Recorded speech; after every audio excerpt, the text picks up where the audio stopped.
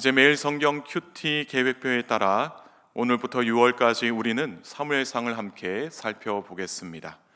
31장으로 되어 있는 이 사무엘상은 사무엘과 사울 그리고 다윗을 중심으로 이야기가 전개됩니다. 그중 오늘 읽은 본문은 사무엘의 출생을 다룬 부분입니다. 에브라임 사람 엘가나의 아내인 한나가 등장합니다. 한나는 이 아이에 대한 간절함이 있었습니다.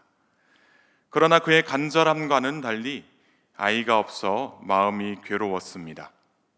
한나는 괴로운 그 심정으로 오랫동안 하나님께 매달리며 기도하였습니다. 이를 보고 있던 엘리 제사장은 한나에게 하나님께서 너의 기도에 응답하시기를 원한다 라고 말하며 평안히 가라 라고 이야기를 합니다.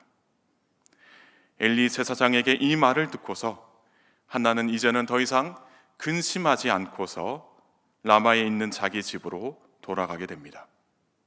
어떻게 되었을까요? 하나님의 은혜로 말미암아 한나가 임신을 하게 됩니다.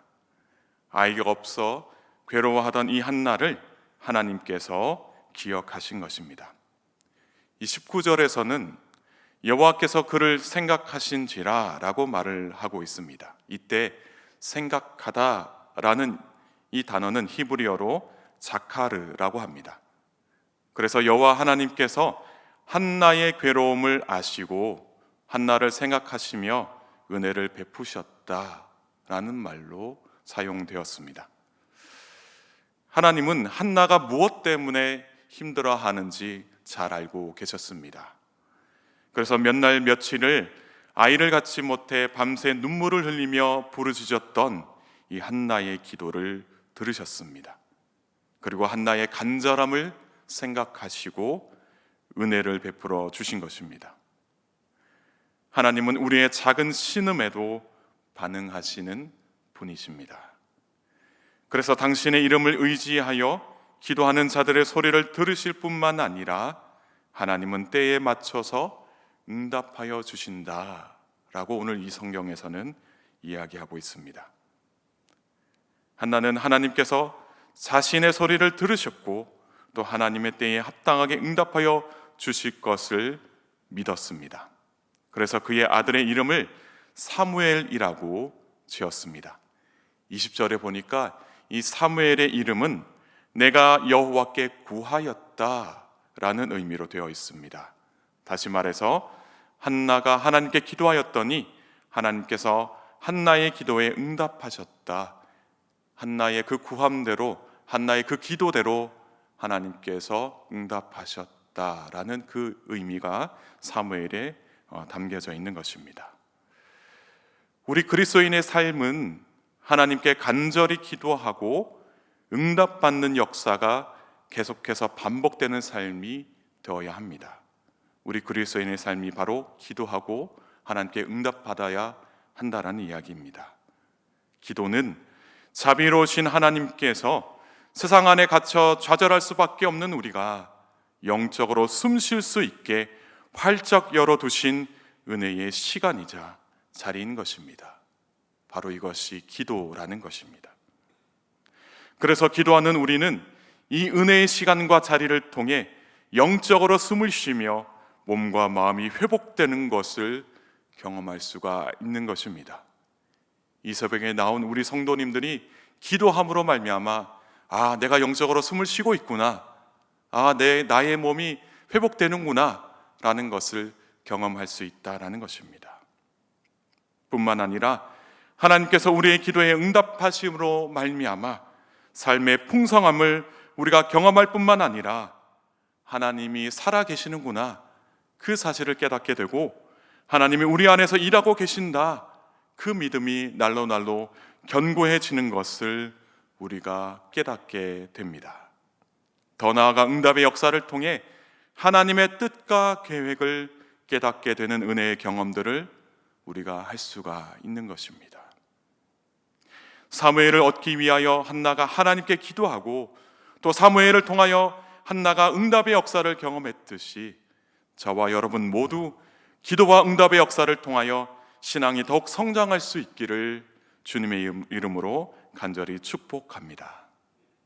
하나님의 은혜로 사무엘을 얻은 한나는 사무엘이 젖을 뗄 때까지 온전히 힘을 다해 양육했다라는 것을 알 수가 있습니다. 22절의 말씀을 제가 읽겠습니다. 오직 한나는 올라가지 아니하고 그의 남편에게 이르되 아이를 젖대거든 내가 그를 데리고 가서 여호와 앞에 뵙게 하고 거기에 영원히 있게 하리이다 하니.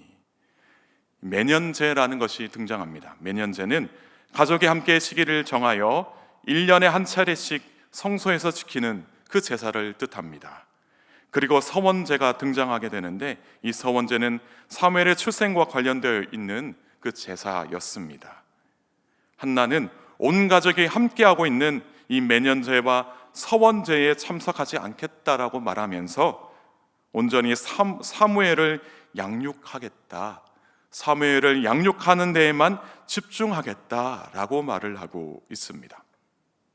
그래서 한나는 그의 남편이었던 이 엘가나에게 아이가 젖을 때면 여호와 앞에 뵙게 하고 거기에 영원히 있게 하기 전까지 올라가지 않겠다라고 말을 한 것입니다. 사무엘을 성소에 맡기고 나면 더 이상 만나지 못하기 때문에 지금은 단둘이 있을 시간을 확보하기 위해 말했던 것일지도 모릅니다. 그러나 단순히 둘만의 시간을 확보하기 위해 말한 것이 아니라는 것입니다. 아마도 하나님의 응답으로 주신 이 아들을 때문에 최선을 다해서 양육하려는 한나의 의지가 그 말에 그 속에 담겨져 있다라는 것입니다. 사무엘을 하나님께 드릴 때 부끄러운 아들이 되지 않기 위해 한나는 정말 최선을 다해 길러내고자 함이었다라는 것입니다.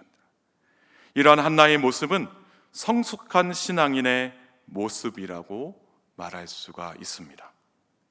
열심히 기도하여 얻은 응답의 결과물을 소홀히 여기지 않고 이를 더욱 잘 성장시키기 위해 자신의 힘과 노력을 다하는 모습을 볼 수 있기 때문입니다.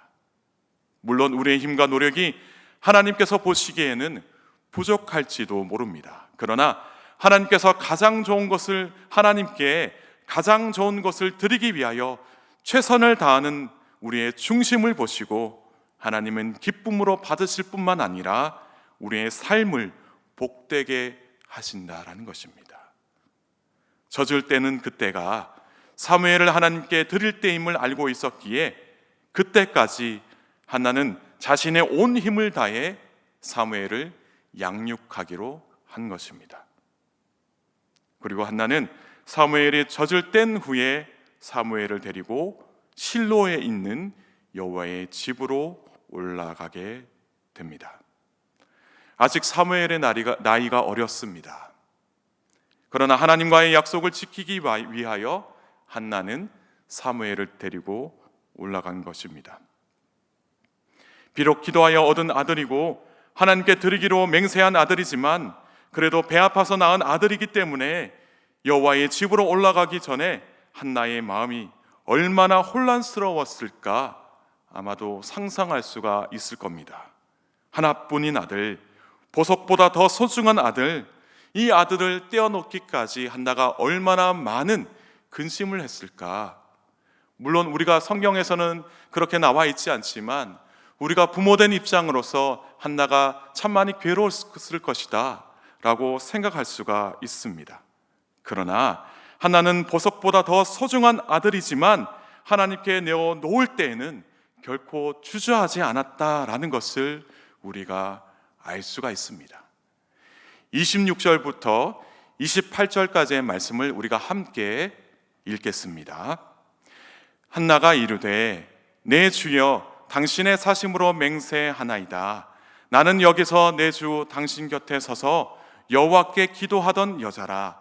이 아이를 위하여 내가 기도하였더니 내가 구하여 기도한 바를 여호와께서 내게 허락하신지라. 그러므로 나도 그를 여호와께 드리되 그의 평생을 여호와께 드리나이다 하고 그가 거기서 여호와께 경배하니라. 아멘. 한나는 자신의 기도에 합당하게 응답하신 그 하나님의 은혜를 잊지 않았습니다. 소중한 아들보다 하나님의 은혜를 먼저 생각했다라는 것입니다. 그리고 하나님께 약속한 것에 대해서 지키기 위해서 하나님께 아들을 내어 놓았다라는 것입니다. 때로는 하나님께서 우리에게 주신 것이 있습니다. 그것이 명예이고 그것이 권력이고 그것이 재물일 수가 있습니다. 그러나 하나님께 그것을 우리가 내어 놓아야 할 때는 하나님의 은혜를 우리가 기억하고 우리가 하나님과의 약속을 지키기 위해서 우리가 노력해야 한다는 것을 오늘 이 말씀을 통해서 알 수가 있습니다. 그렇게 노력하는 그리스도인이 바로 성숙한 신앙인이다 라고 말할 수가 있습니다. 그래서 성숙한 신앙을 보여준 한나를 하나님은 기뻐하셨다라는 것입니다. 쉽지 않은 결정이었지만 한나의 이러한 모습을 보고서 우리가 나중에 또 성경을 찬찬히 읽어보면 하나님께서 그에게 또 다른 풍성한 은혜를 베풀어 주셨다라는 것을 알 수가 있습니다. 이런 것을 보면 누가복음 19장의 문화에 비유해서 한 문화를 빼앗아 10문화를 이미 가지고 있는 자에게 주시는 하나님의 마음을 알 수가 있습니다. 주신 은혜에 감사하며 하나님을 위하여 적극적으로 살아가는 사람들에게 하나님은 더 풍성한 은혜를 베풀어 주신다라는 것을 오늘 이 성경에서 이야기하고 있습니다. 우리도 늘 하나님의 은혜를 잊지 않고 기억하며 하나님의 것을 적극적으로 드리며 하나님 나라를 위하여 살아가는 성숙한 신앙인이 되기를 간절히 소망합니다. 그래서 오늘 하루도 한나처럼 성숙한 신앙인으로 살아가는 저와 여러분 모두가 되기를 주님의 이름으로 축복합니다. 함께 기도하시겠습니다. 참으로 은혜로우신 하나님 아버지, 오늘 말씀을 통해 한나의 성숙한 신앙을 보게 됩니다. 고통 속에서 하나님께 간절히 기도하는 한나의 모습을 보면서 우리도 험난한 세상, 이 어두운 이 세상을 탓하며 절망하는 자들이 아닌 기도하며 하나님을 의지하는 그리스도인이 다 되기를 소망합니다. 또한 그렇게 살아갈 수 있도록 주님 은혜 베풀어 주옵소서. 그리고 주님이 주신 것에 늘 감사하며 최선을 다해 하나님의 것을 지키며 살아가는 복된 그리스도인들 다 되게 하옵소서. 또한 하나님께서 그것을 사용하시겠다고 하실 때 적극적으로 하나님께 내어놓을 수 있는 성숙한 신앙인이 다 될 수 있도록 주님 은혜 베풀어 주옵소서. 그래서 늘 하나님의 풍성한 은혜를 경험하며 기도하고 응답받는 그리스도인들 다 될 수 있도록 주님 은혜 베풀어 주옵소서. 여전히 우크라이나 전쟁 상황으로 인하여 그 땅에 있는 수많은 사람들이 힘들어하고 있습니다. 속히 그들을 도와주시고 구원해 주셔서 전쟁의 상황에서 벗어날 수 있도록 주님 도움의 손길을 보내 주옵소서. 성도들의 삶에 주님 함께하여 주셔서 경제적인 어려움을 잘 극복해낼 수 있도록 주님 함께하여 주옵소서. 또한 질병으로 말미암아 검사를 받고 치료와 수술의 과정을 밟아야 하는 믿음의 환우들이 있습니다. 저들의 삶을 기억하여 주시고 속히 함께하여 주셔서 여호와 라파의 은혜로 주님 함께하여 주옵소서. 오늘 하루도 사랑하는 가족들의 건강과 삶에 주님 은혜를 베풀어 주시고 모든 일들 가운데 형통의 은혜를 더하여 주옵소서. 감사드리며 예수님의 귀하신 이름으로 기도하옵나이다. 아멘.